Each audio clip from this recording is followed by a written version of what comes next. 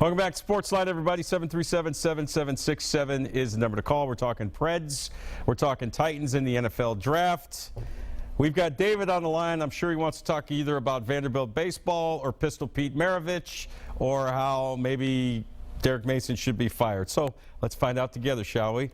Hi, David. Hey, JB. How's it going, man? It's going good. What's up? I got three questions for you. I believe if the Preds don't win tomorrow night, the Ducks are going to come back on top of them. I think it may be 4-2. Okay. And I got a question for you. With what the Titans did by giving up the first choice, I still like the linebacker out of Ohio State.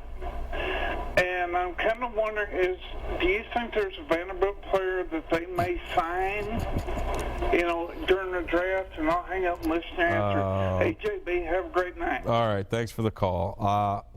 I have no way of knowing if they're going to sign a Vanderbilt player or not. Sure, I mean, anything's possible. If they find somebody that they feel fits their system that maybe they don't draft but they bring in as an undrafted free agent, that could possibly happen. What else did he say? He said he had the Preds losing and the linebacker out of Ohio State, Joey Bosa, I think he's talking about. David, if you're talking about Joey Bosa, he won't be there at 15. They would have to trade back into the top 10 to get him, and I don't know if he fits in a 3-4 scheme as an outside linebacker. I think he's more of a 3-4 defensive end. So we shall see on that.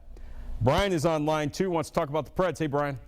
Oh, hey, remember I predicted the first game they'd win, and I thought they'd win it in 7. You're asking me why I thought that way, and I just thought, kind of a hunch. Mm-hmm. Plus they were on a roll and stuff. And didn't you say that Anaheim had a history of blowing it a couple times in 7? Oh, sure. Yeah.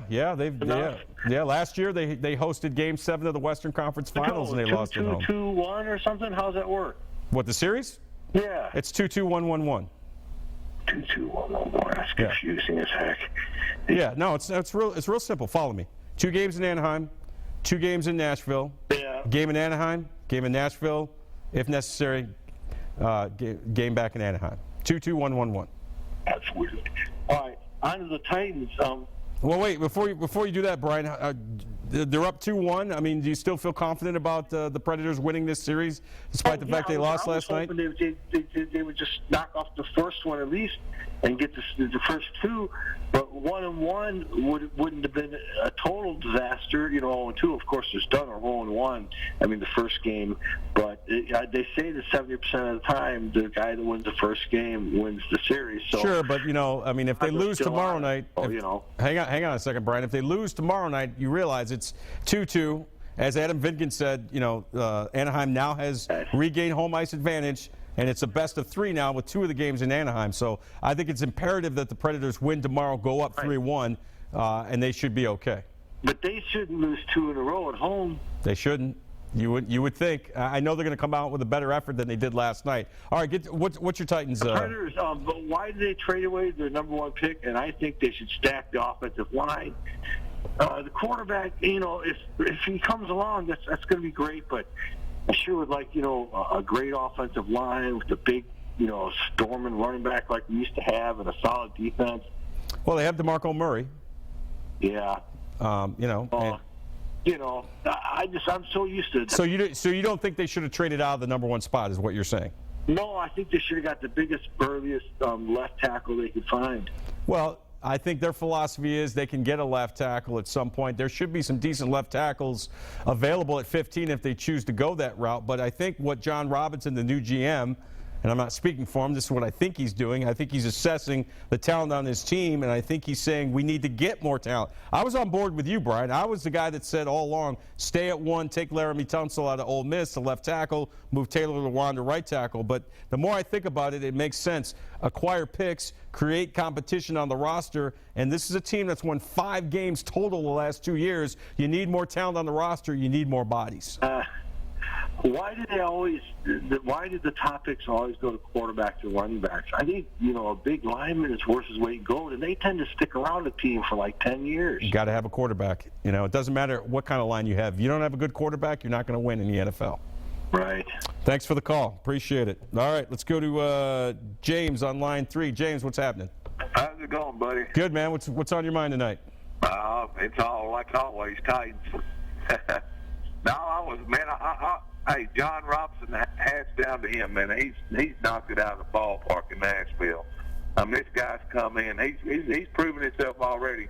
I love the trade he made. He got all those picks, man, to build this roster, to build the future. Mm-hmm. I just love what he's done. I think they need to stay at 15 and maybe go off an offensive tackle. And two, Josh Norman was released by the Panthers today. Man, if they could bring Josh Norman in here and put him under Dick LeBeau. You know how much money it's going to cost to bring Josh Norman in. He's an unrestricted free agent. He's going to want a lot of money. Yeah, but what could he do for the franchise? What could he do this year? You got Jason McCourty, then you got him on the other side, man. And you talking about a defense? Then we can go in the draft and do O-line and defensive line, and we could really have something special here in Tennessee. All right, so you're saying stay at 15? Yeah.